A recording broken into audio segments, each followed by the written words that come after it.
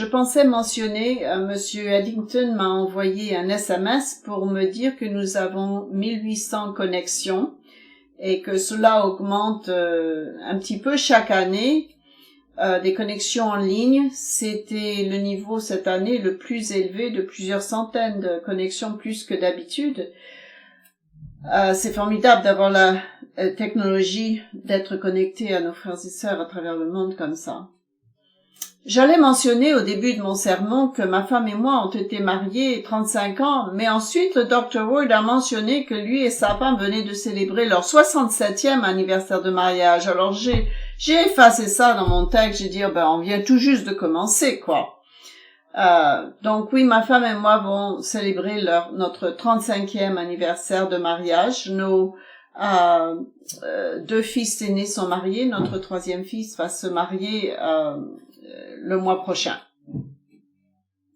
Les mariages sont l'une des occasions les plus joyeuses que vous avez dans la vie et dans le ministère, quand vous avez l'opportunité de conseiller les gens et puis d'accomplir, de faire la cérémonie de leur mariage. C'est une très bonne opportunité, pleine de joie, qui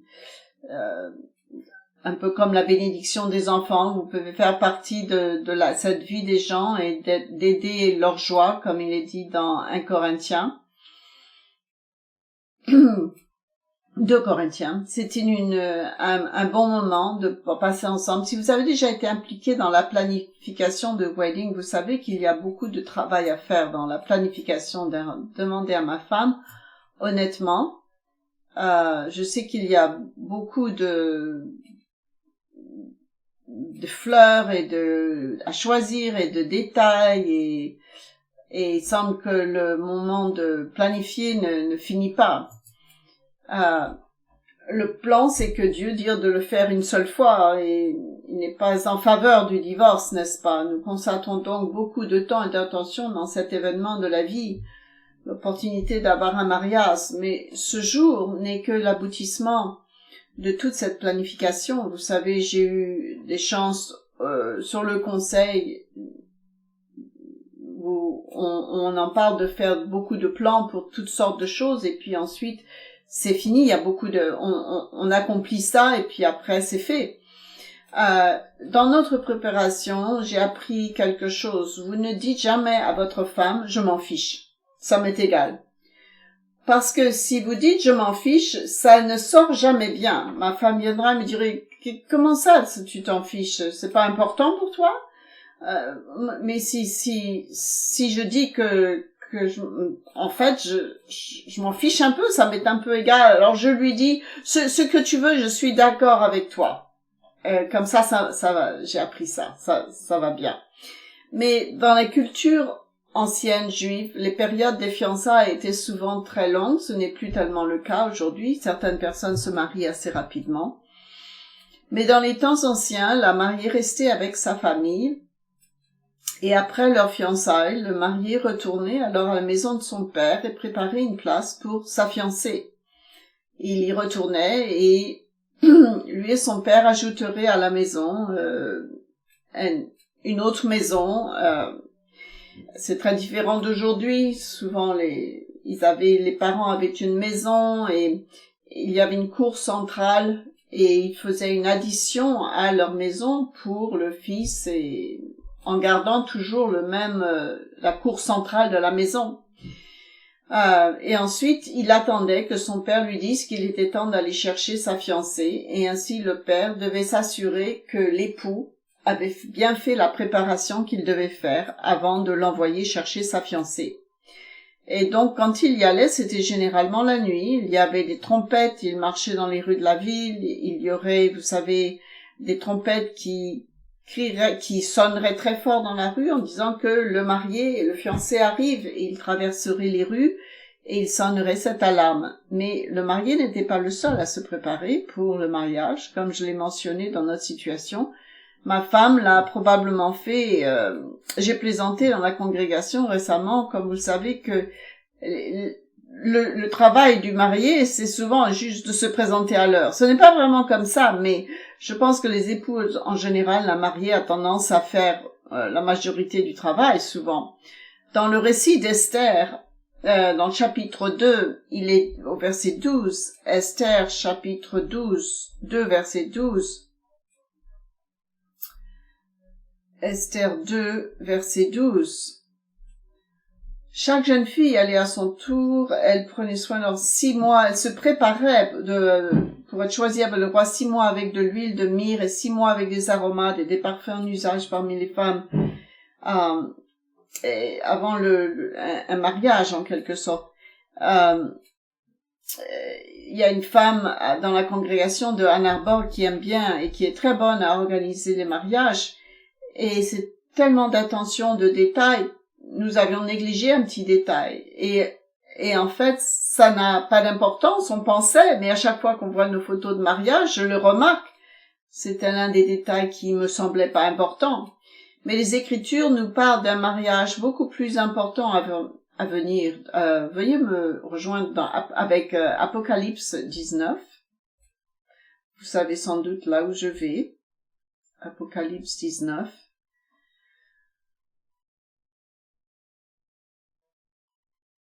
Apocalypse 19, verset 6. Et j'entendis comme la foule d'une voix nombreuse, comme un bruit de grosses eaux et comme un bruit de forts coups de tonnerre, disant Alléluia, car le Seigneur notre Dieu Tout-Puissant est entré dans son règne. Réjouissons-nous dans l'allégresse et donnons-lui gloire, car les noces de l'agneau sont venues, son épouse s'est préparée. Et comme c'est souvent le cas dans les écritures prophétiques tournées vers l'avenir, nous n'obtenons pas beaucoup de détails dans de nombreux cas. Suffisamment de détails, nous lisons que le verset 7 dit que la mariée s'est préparée. La mariée, dans d'autres endroits, nous savons que cela fait référence à l'Église. Elle s'est préparée, autrement dit, elle est prête. Le moment où l'époux est arrivé, elle est prête. Elle s'est préparée. Ça continue en disant au verset 8, « Il lui a été donné de se revenir d'un fin lin éclatant et pur, car le fin lin, ce sont les œuvres des justes. » Cela montre comme beaucoup de religions dans le monde qui parlent de la grâce, seuls nous n'avons pas à faire quoi que ce soit, n'est-ce pas? Nous voyons que la grâce en fait partie, nous avons besoin de la faveur de Dieu, mais il y a des actes justes que nous devons faire, les œuvres justes des saints, que nous devons faire pour nous préparer pour l'époux. Nous voyons ces 2 points ici. Donc, ma question est alors, que faites-vous dans votre vie pour vous préparer pour ce mariage? Que faisons-nous pour nous préparer? Le titre de ce sermon est « Devenir pur et éclatant ». Éclatant et pur, pardon. Dans Jean 14, nous voyons que le Christ dit qu'il va nous préparer une place, une demeure. Dans Jean 14, verset 2.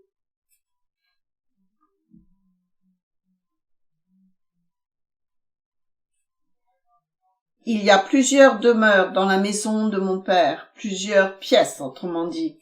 Si cela n'était pas, je vous l'aurais dit, je vais vous préparer une place.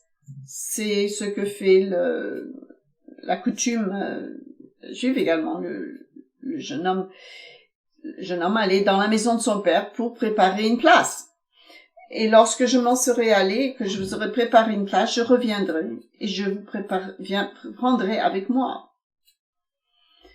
Alors que devrions-nous faire? Monsieur Chebi parle de parler la même chose, le même langage. Reportez-vous à Matthieu 25 avec la parabole des 10 vierges. Matthieu 25.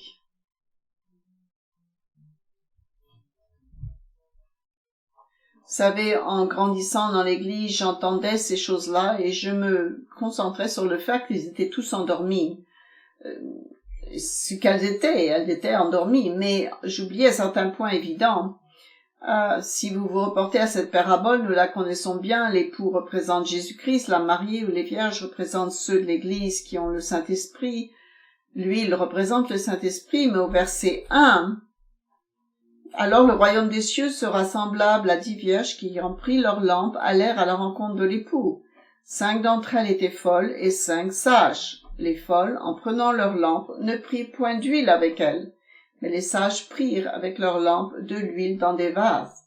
Comme l'époux tardait, toutes s'assoupirent et s'endormirent. Au milieu de la nuit, on cria, voici l'époux allait à sa rencontre. Alors toutes ces vierges se réveillèrent et préparaient leurs lampes. Les folles dirent aux sages, donnez-nous de votre huile, car nos lampes s'éteignent.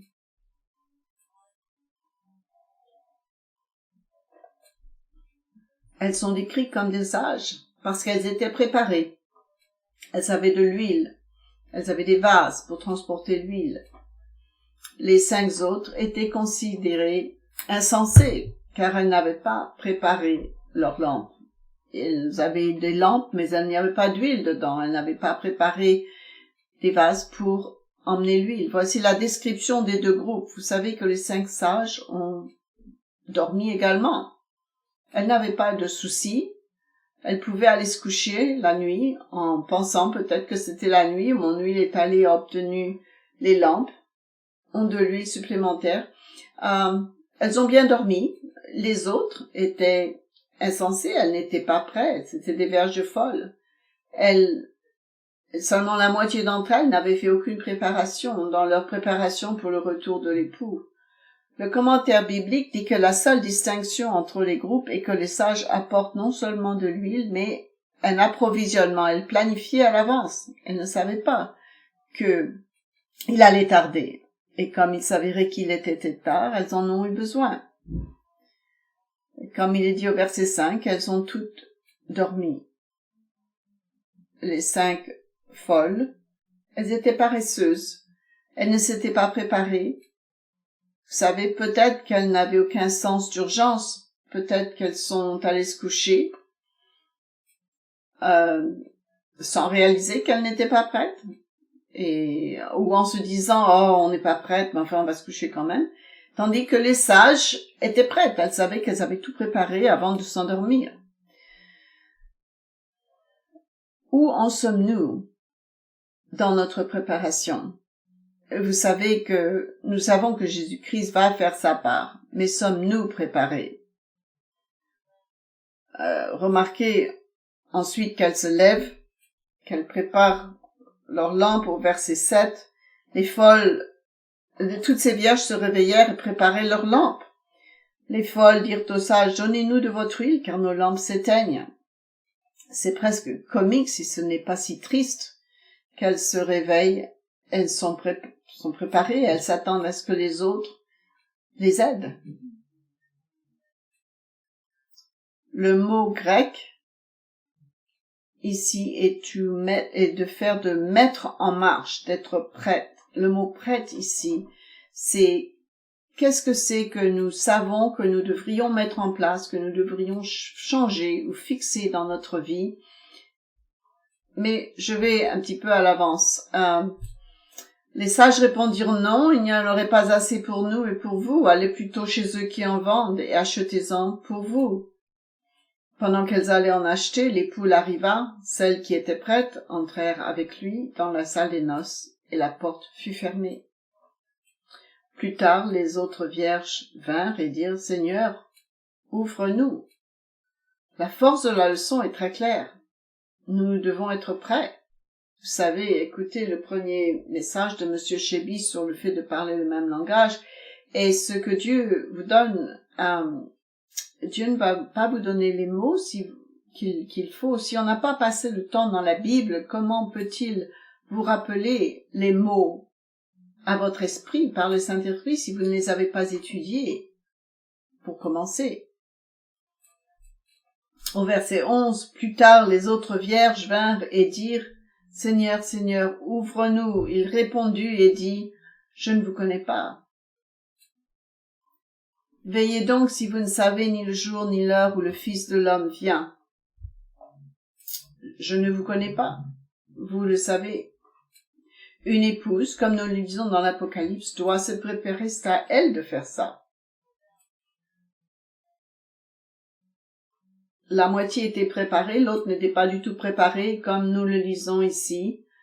Elle n'était pas tout simplement prête, elle n'était pas prête. Remarquez dans 2 Corinthiens, Paul écrit pour décrire la raison pour laquelle il leur écrit. Si nous voulons être honnêtes, il y a beaucoup de parallèles avec l'Église moderne et l'Église à Corinthe. C'est triste, mais c'est la réalité. Nous pouvons tirer beaucoup de leçons en lisant l'épître à Corinthe, chapitre 11, verset 2.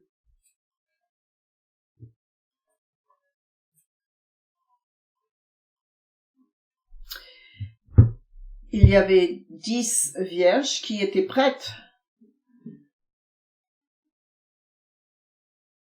Dans 2 Corinthiens 11, verset 2, Paul dit « Car je suis jaloux pour toi d'une jalousie pieuse.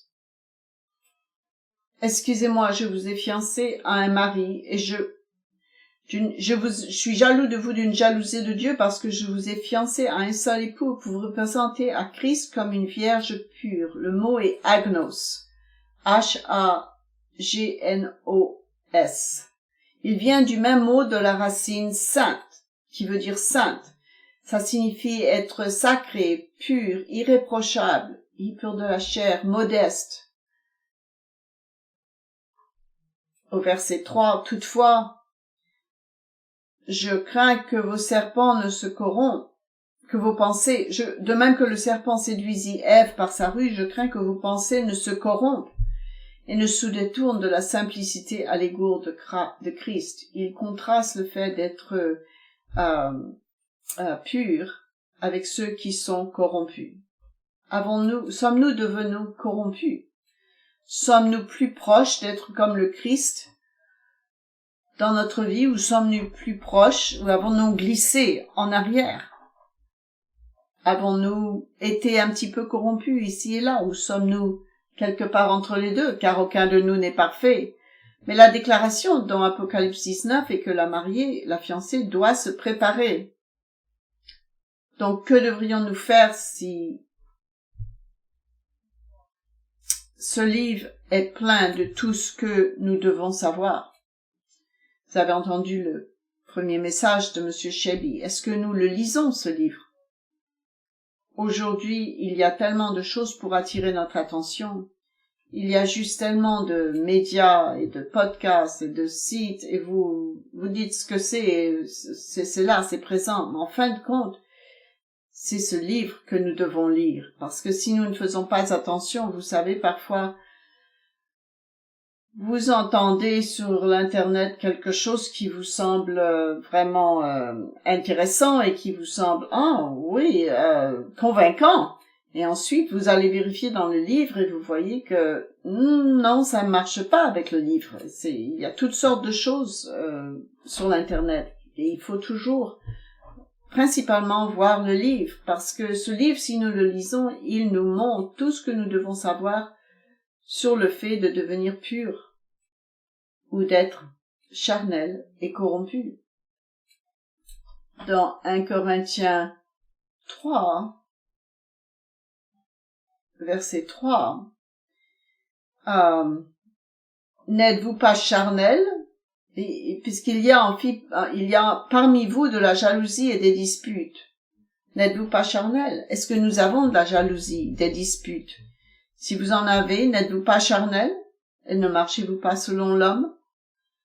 Donc, s'il y a des divisions et choses parmi nous, c'est parce qu'on est charnel. On doit se débarrasser de ces choses. Traitez-les maintenant avant qu'il ne soit trop tard. Qu'en est-il de 1 Corinthiens 6? On peut se référer à beaucoup de passages dans la Bible et d'exemples, de listes de à quoi Dieu s'attend de nous. Dans 1 Corinthiens 6, verset 9. On va revenir un petit peu en arrière, en fait.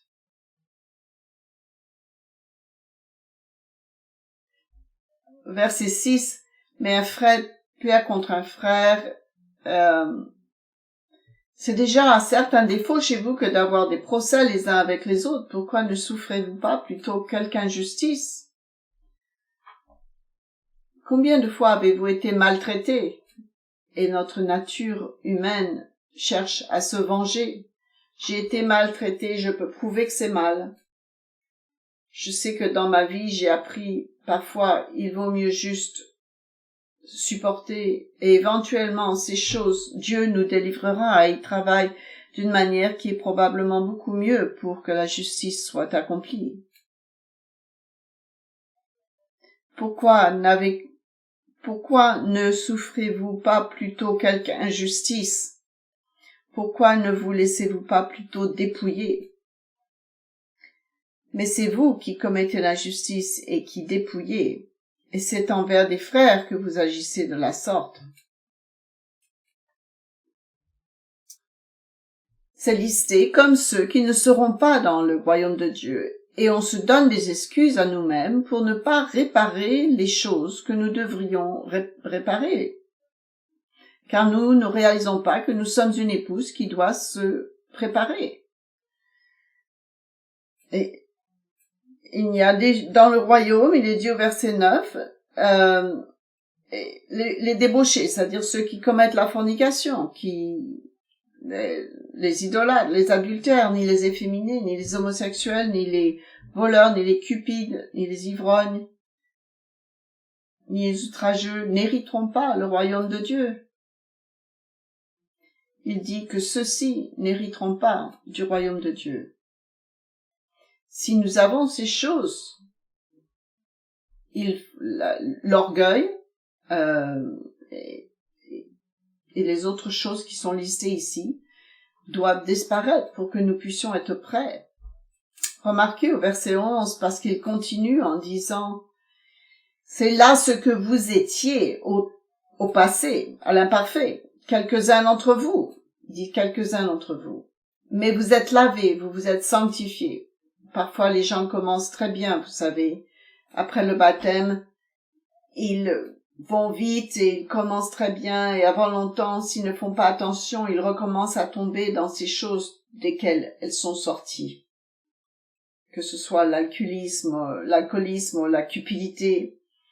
Nous les laissons simplement nous submerger. Et la mariée doit se préparer pour le marié pendant que nous avons encore le temps de le faire. Si l'une de ces choses existe, nous devons nous en occuper maintenant. Dans Éphésiens 5, et à nouveau nous pouvons parcourir de nombreux passages dans la Bible, comme il a été dit, s'il y a un trait de caractéristique qui ne ressemble pas à Jésus-Christ, à notre frère aimé, nous devons nous en débarrasser. Cette discussion sur le fait d'être disciple, c'est la même racine de mots que le fait de se discipliner, à suivre quelqu'un, à imiter quelqu'un. Dans Éphésiens 5, excusez-moi, je commence à parler et j'oublie de tourner ma Bible. Les congrégations attendent que je tourne. Quand j'arrive au passage, ils sont déjà finis de le lire.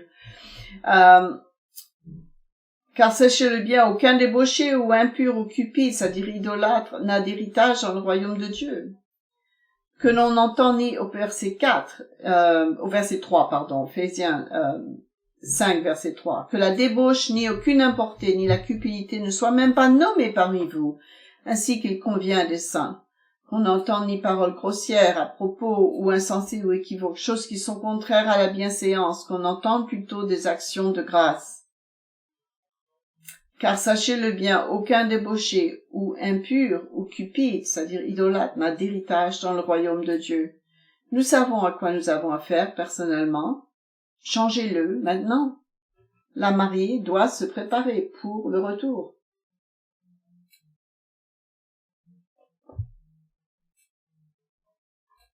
En continuant, au verset 7, « N'ayez donc aucune part avec eux. Autrefois vous étiez ténèbres, maintenant vous êtes lumière dans le Seigneur. Marchez comme des enfants de lumière, car le fruit de la lumière consiste en toutes sortes de bonté. » Marchez comme des enfants de lumière, examinez ce qui est agréable, ne prenez point part aux œuvres infructueuses des ténèbres, mais plutôt condamnez-les. Mais tout ce qui est éprouvé, réprouvé, apparaît en pleine lumière, car tout ce qui est ainsi manifesté est lumière. Les écrits de Paul, de la pureté ou corruption, où en êtes-vous? Quelles que soient les choses que vous devez vaincre. Verset 14, c'est pour cela qu'il est dit, réveille-toi, tout comme les 10 vierges qui étaient endormies. Toi qui dors, relève-toi d'entre les morts spirituels, les morts spirituels, et Christ t'éclairera. Prenez donc garde de vous conduire avec circonspection, non comme des insensés, mais comme des sages. Mais marchons comme des sages. Jésus-Christ dit dans Luc 2 que toutes choses seront révélées à un moment donné. C'est à nous de le faire maintenant, de nous préparer. Vous savez combien de fois pendant les jours des pains sans levain, nous avons entendu le terme purger. Purger le vieux levain, que cette partie de l'épouse doit faire. C'est une partie de ce qu'elle doit faire. Mais si l'épouse ne l'enlève pas, certaines choses qu'elle doit enlever, ce sera exposé devant tout le monde, parce que Dieu dit qu'elle doit se préparer, tout est là. Il faut juste que nous le fassions. C'est le défi que nous avions dans Proverbe 30, verset 12. Proverbe 30, verset 12. Il est question, il y a une génération, ici, il est dit, il est une race qui se croit pure et qui n'est pas lavée de sa souillure. Ils ont les yeux hautains. En anglais, il est dit que les gens deviennent orgueilleux et ils pensent qu'ils sont mieux que les autres.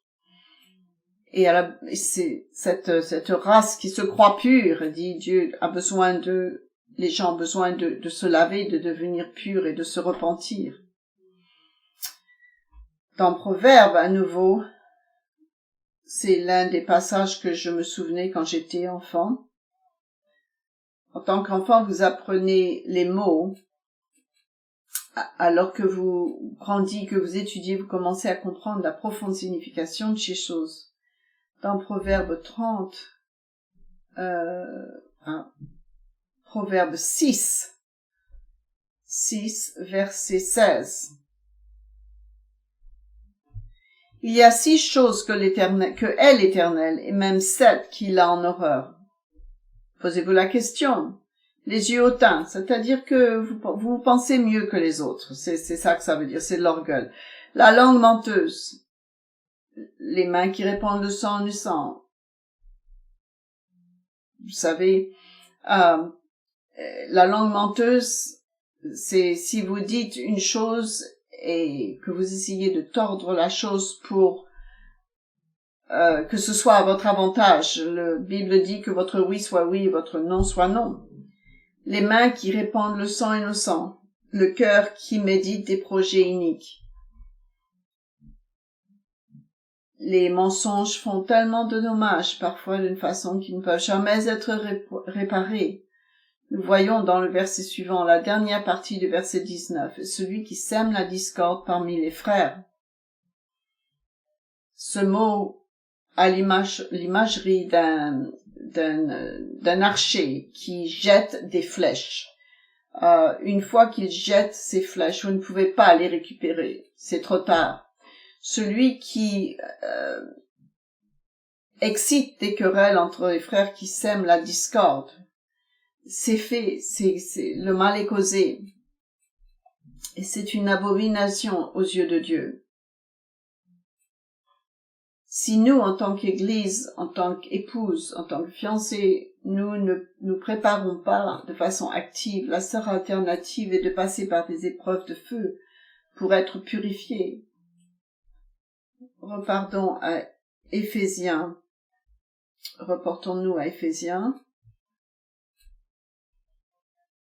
vous connaissez l'avertissement de l'église de Laodicée d'acheter de l'or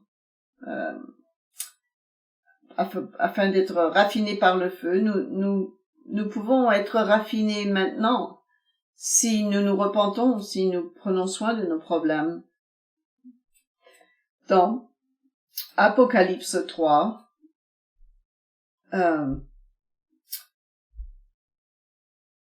Apocalypse 3, il change le passage tout le temps. Éphésiens 5, verset 14 maintenant. Il passe d'une chose à l'autre. Éphésiens 5, verset 14. C'est pourquoi il dit, prenons garde donc de vous conduire avec circonspection, non comme des insensés, mais comme des sages. Rachetez le temps, car les jours sont mauvais. Donc, nous voyons que les jours sont mauvais, les jours sont difficiles. Nous avons vu ce qui s'est passé. Vivant ici aux États-Unis, je ne peux pas parler pour le monde entier, mais je sais ce qui se passe aux États-Unis avec tous les mouvements et les problèmes de gens qui font des vagues dans les nouvelles, afin que d'autres presque choses qu'on ne veut pas décrire. Les jours sont mauvais, n'est-ce pas? Et il est dit que ça sera à l'époque du Christ comme à l'époque de Noé. À quel point est-ce que c'était mauvais? Comment est-ce que ça peut empirer? Mais les jours sont mauvais. Par conséquent, ne soyez pas imprudents, comme 5 des vierges, mais comprenez ce que la volonté du Seigneur est. Au verset 18, ne vous enivrez pas de vin, mais soyez, c'est de la débauche, soyez au contraire remplis de l'esprit. Entretenez-vous par des psaumes, par des hymnes et par des cantiques spirituels, chantant et célébrant de tout votre cœur les louanges du Seigneur, soumettant les uns aux autres. Au verset 21, vous soumettant les uns aux autres dans la crainte de Dieu. Dans Hébreux 10, 24 et 25, il est dit qu'il ne faut pas oublier l'assemblée les uns des autres. Il ne faut pas négliger d'aller à l'assemblée pour vous encourager les uns les autres et renforcer les bonnes œuvres, pour vous encourager les autres à être fidèles, à ne pas s'écarter de ce que nous savons être vrai. Alors il entre maintenant dans un autre passage, il fait un parallèle entre la femme et l'Église. Au verset 5, il dit « Marie, que chacun donc aime sa femme comme Christ a aimé l'Église et s'est livré lui-même pour elle afin de la sanctifier en la purifiant et en la lavant par l'eau de la parole. » Voilà c'est ainsi que l'épouse se purifie par l'eau de la parole de Dieu. Combien de temps passons-nous à étudier ce livre? Vous pouvez peut-être écouter des sermons, des podcasts, toutes sortes de choses en ligne, mais il faut s'assurer que ces choses que vous entendez sont vraies, plutôt que de planter dans notre tête des idées qui ne sont peut-être contraires à la Bible. Pas les sermons de notre site, évidemment, mais les choses qui sont disponibles en dehors de ça. N'ayant ni tache ni ride ou quoi que ce soit, qu'elle soit sainte, et donc pour la faire paraître sans tache ni ride ni rien de semblable, mais sainte et irréprochable. Vous savez, notre mission en tant qu'Église, nous avons une devise sur notre sceau qui est de prêcher l'Évangile et de préparer un peuple et de faire des disciples et de prendre soin de ces disciples. Nous continuerons à faire cela jusqu'au retour du Christ. Nous allons faire ça, c'est notre travail.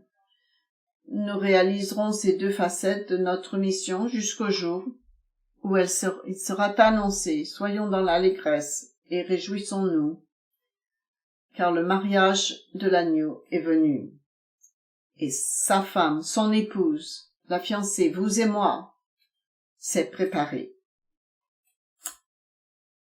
Parce qu'il lui a été donné d'avoir des vêtements propres, purs et éclatants, car ce fin lin est donc les actes de justice des saints. J'espère que nous pouvons dormir bien ce soir, comme les 5 vierges sages au lieu de simplement aller s'endormir sans être prêt. Parce que nous devons nous préparer maintenant et être comme les 5 vierges sages qui étaient préparées et prêtes à rencontrer son époux à son retour.